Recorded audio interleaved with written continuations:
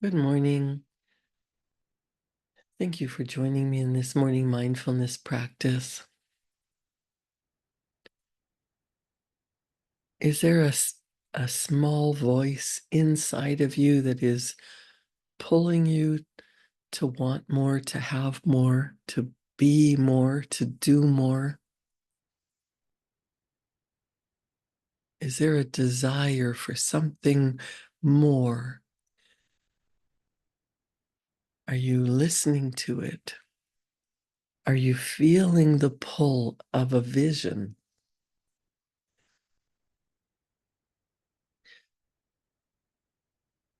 I used to hold myself back. I used to force myself to stay at a job that wasn't really fulfilling me anymore.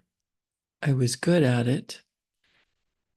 I was earning decent money, but I always felt there was something more, something that I was meant to do. I felt that there was a purpose beyond what I was doing. And this still small voice inside of me it was like there was a pull to do something. I couldn't really explain it. It just was, I'm not meant to be doing what I'm doing anymore. There's something else, something I meant to do. And then, of course, my logical, intelligent brain would kick in and tell me it's a good government job. You have pay and you have benefits. What are you going to do?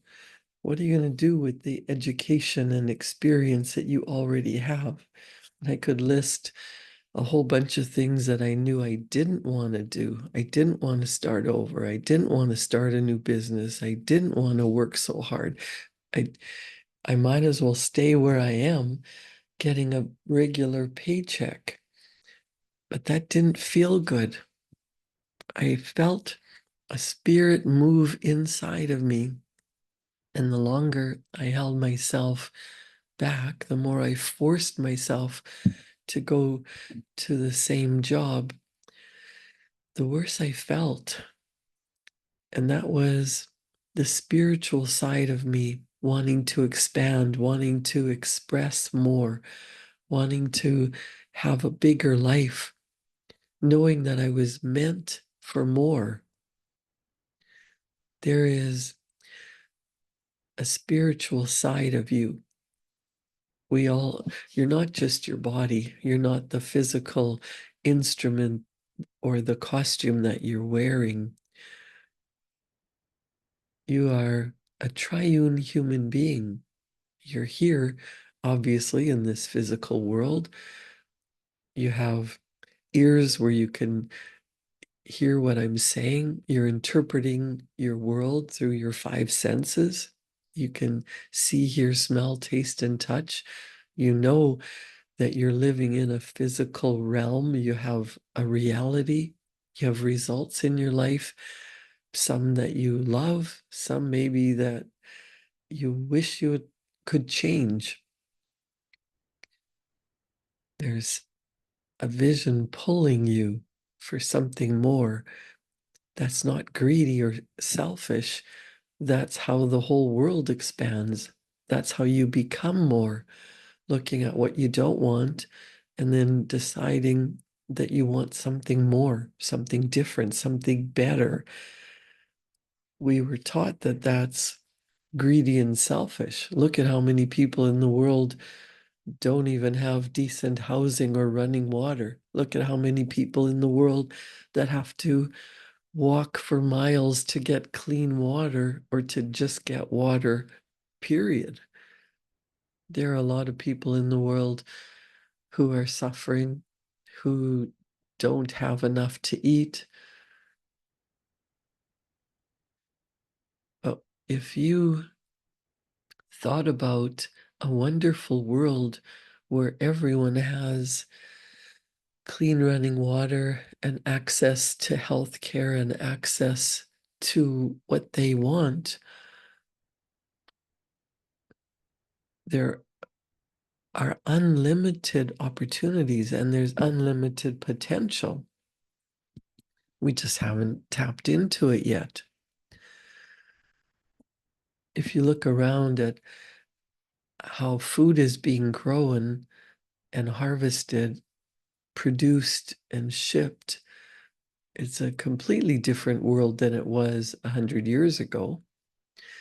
That's because people got ideas and they brought them into form. Everything starts as an idea. So if you have an idea that you want to get out of a job that you don't like, or a marriage that's not working for you, or a situation, instead of thinking of forcing yourself to stay there or thinking, how can I get out of this mess? Spend a little bit of time using your imagination and recognizing the wondrous things that are already in this world, already part of your reality. Look around at the beauty of nature. It's summertime here, and the leaves are in full bloom. The flowers are in full bloom. It's starting to get chilly. It's starting to turn to fall, and the gardens are producing like crazy. There's an abundance of food. There's an abundance of grass and leaves on the trees to the point that you couldn't count. It's unlimited. You could spend months trying to count the leaves on the tree, and nature is always producing more.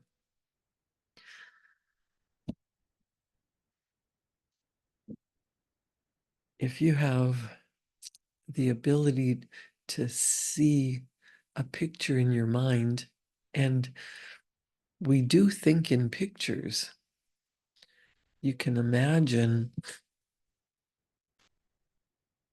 if you're sitting in your home and the walls are painted white, can you imagine what it would look like if you painted the walls green or purple or chocolate brown? Or maybe you do have a dark color on the wall. What would it look like if you painted it a different color? If you brightened up the room with a lighter color paint or put in a stronger light bulb or added different window coverings, changed the furniture, you can imagine what it would look like. You could even draw a picture and on the picture move the furniture around in the room before you actually physically move the furniture, and see in your mind's eye what it would look like if you just moved things around. What if you used your imagination for something more and started imagining a different home? Your imagination will take you anywhere. If you're in Canada and you're enjoying the beautiful summer weather, you know it's not going to last long. Pretty soon the cold winds are going to blow and we'll have snow and ice. The trees will look like they're dead, but we know that doesn't last long because everything changes. It might be minus 40 Celsius, but you know in a few months you start to see buds on the trees. You start to think about, what am I going to plant in my garden?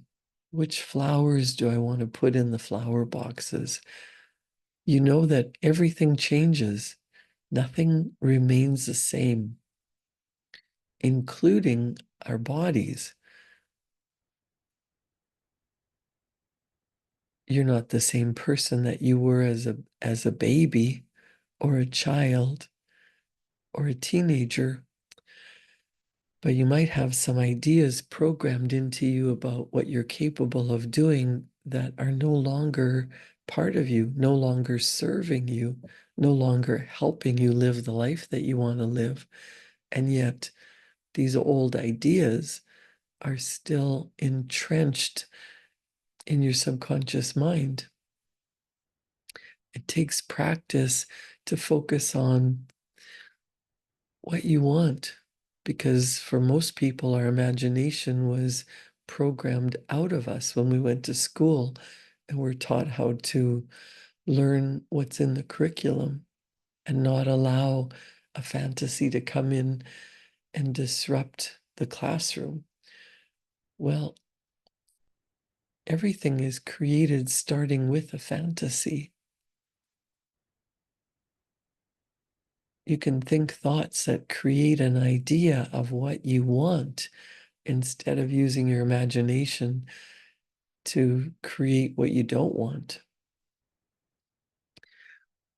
It takes a certain amount of faith and belief to think that you can create something that's not here yet. But look at what you've already created in your life. The home that you live in, the car that you drive, the clothes in your closet, how you've decorated your home, whether it's an apartment or a house, whether you own it or rent it, wherever you're living, you chose that. Maybe you felt like you didn't have a choice because you're staying in whatever you could find at the time that suited your budget and your taste. But are you grateful that you have a home where many people don't? Are you grateful that you chose certain pieces of clothing, certain decorations for your home? You can choose. You can choose according to what you think you can afford, or you can start to imagine what it would be like if you really got to pick what you really, really want. Would you be downsizing into a condo or a little cottage? Or would you be moving into a spectacular, sprawling ranch home with animals and your own piece of land that you could just look out and enjoy the nature that's surrounding you? What does your heart desire? Because everyone has that still small voice inside with a pull for more. I said earlier, that's not greedy, it's not selfish. That is the spiritual side of you looking to expand. And that's how the entire world expands. That's how the entire universe expands, is by thinking, how could this be better? No matter what you've desired in the past, I bet once you received it, once you got it, once you acquired it, you took it for granted. Look around at all the things in your home that you had to have. Oh, you went shopping and you just loved that piece of clothing or that vase or that piece of furniture. And now it could be a dust collector, or you're tripping over it because you don't even notice it anymore. You got it because you wanted it. If you open your mind to thinking, what else do I want? And start pretending what it's like to have it, not worried about how much money it costs or how long it's going to take. Just focus on what you want. You want to be happy? Do you want to have time and money freedom? That takes practicing being in alignment. That takes focusing on what it would feel like, assuming that it's yours. There is a law of assumption. So I'm going to read from Neville Goddard's The Power of Awareness, chapter 25 on faith. Faith is the substance of things hoped for, the evidence of things not seen. That's from the Bible. That's from Hebrews 11:1. The very reason for the law of assumption is contained in this quotation. And a miracle is the name given by those who have no faith to the works of faith. If there were not a deep-seated awareness that that which you hope for had substance and was possible of attainment, it would be impossible to assume the consciousness of being or having it. It is the fact that creation is finished and everything exists that stirs you to hope. And hope, in turn, implies expectation. And without expectation of success, it would be impossible to use consciously the law of assumption. Evidence is a sign of actuality. Thus, this quotation means that faith is the awareness of the reality of that which you assume. Consequently, it is obvious that a lack of faith means disbelief in the existence of that which you desire. Inasmuch as that which you experience is the faithful reproduction of your state of consciousness, lack of faith will mean perpetual failure in any conscious use of the law of assumption. In all the ages of history, faith has played a major role. It permeates all the great religions of the world. It is woven all through mythology, and yet today it is almost universally misunderstood. Contrary to popular opinion, the efficacy of faith is not due to the work of any outside agency. It is from first to last an activity of your own consciousness.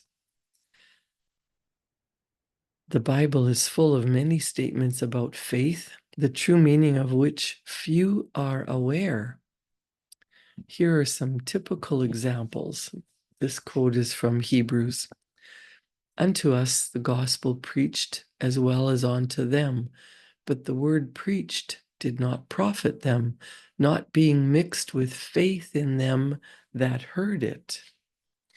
In this quotation, Neville Goddard says, the us and them make clear that all of us hear the gospel. Gospel means good news. Very obviously, good news for you would be that you had attained your desire. This is always being preached to you by your infinite self. To hear that which you desire does exist, and you need only to accept it in consciousness, is good news. Not mixing with faith means to deny the reality of that which you desire. Hence, there is no profit or attainment of it possible. Matthew says, O faithless and perverse generation, how long shall I be with you? The meaning of faithless has been made clear. Perverse means turn the wrong way. In other words, the consciousness of not being what you want to be. To be faithless, then, is to disbelieve in the reality of that which you assume is to be perverse. How long shall I be with you means that the fulfillment of your desire is predicated upon your change to the right state of consciousness.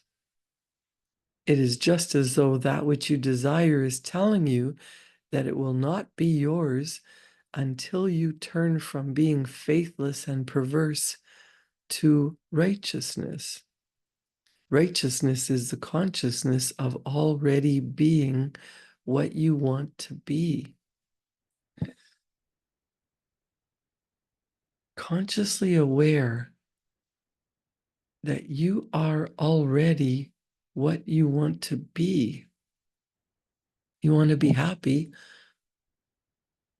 be consciously aware of what does a state of happiness look like, feel like? What does it mean to you?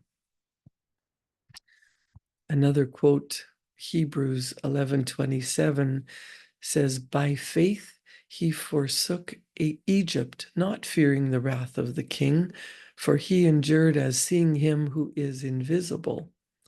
Egypt means darkness, belief in many gods or causes. The king symbolizes the power of outside conditions or circumstances. He is your concept of yourself as already being what you want to be. Enduring as seeing him who is invisible means persisting in the assumption that your desire is already fulfilled. Thus, this quotation means that by persisting in the assumption that you already are the person you want to be, you rise above all doubt, fear, and belief in the power of outside conditions or circumstances, and your world inevitably conforms to your assumption. The dictionary definitions of faith: the assent of the mind or understanding to the truth, unwavering adherence to principle, are so pertinent that they might well have been written with the law of assumption in mind. Faith does not question. Faith knows. How much faith do you have in yourself, in your ability to bring into your physical reality that which you desire? You can increase your faith by studying, by practicing, praying, meditating, being quiet, and seeing yourself already having that which your heart desires. What is that still small voice inside of you that's leading you to grow, to change, to become the person that you're meant to be? Put aside the childish ways of thinking you're not good enough, you're not worthy. You were created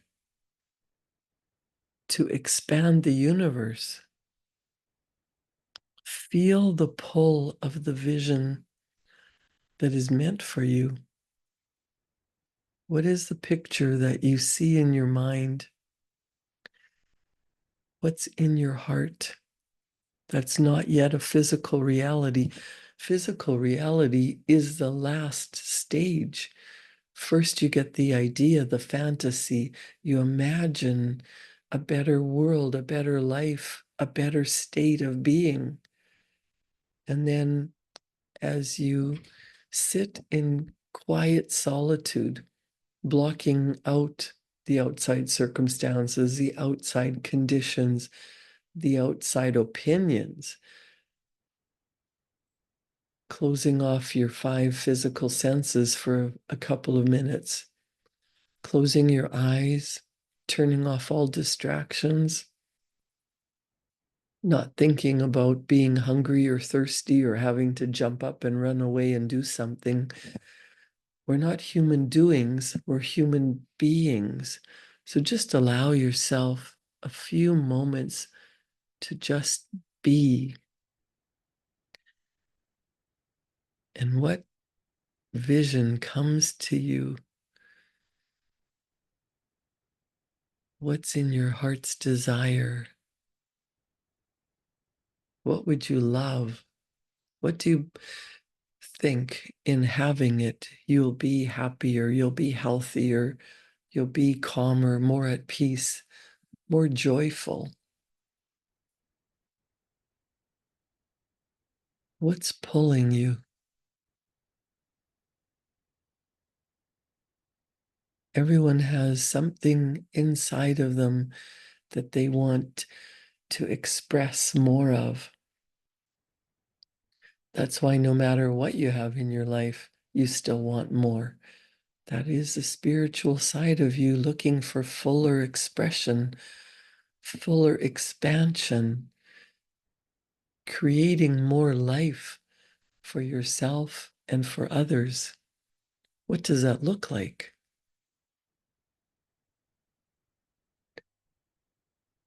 When you tap in to your higher self, to universal intelligence, to divine spiritual energy,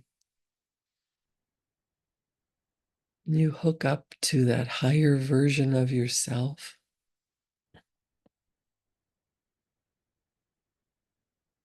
What are you being drawn to? Leading a more purposeful life. What does that look like? What does that feel like? Feeling is the secret. So no matter what the vision is in your mind, what you would love to do or to be or to have, there is a vibrational frequency. You can feel it. When you align your heart and your mind and your body with that energy, then it becomes your physical reality. It forms into physical matter, but it starts out an invisible, fantastic vision. It starts with an idea, and a beautiful idea of what you want. The thoughts cause you to feel, what would that be like?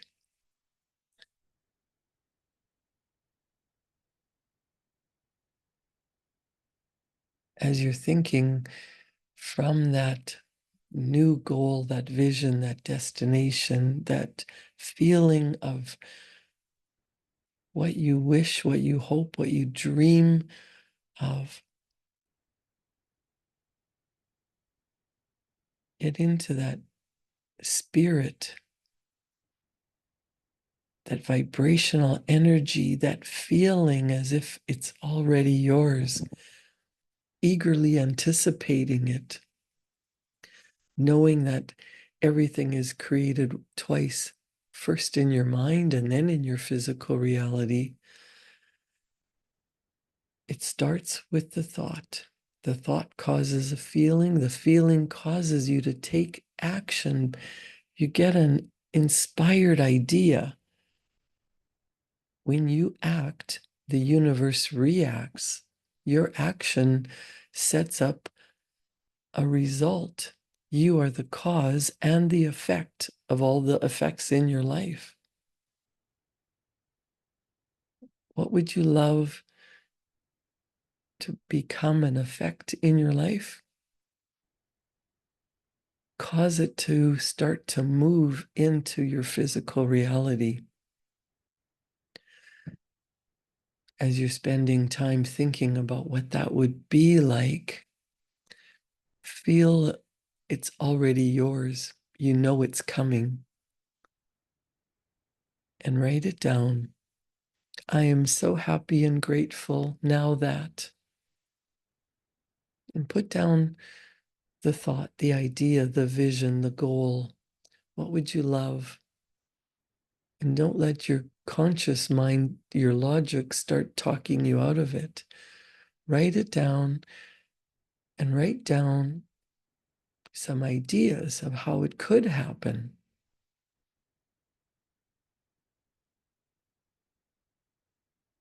Create a wonderful day. Thank you for joining me in this morning mindfulness practice.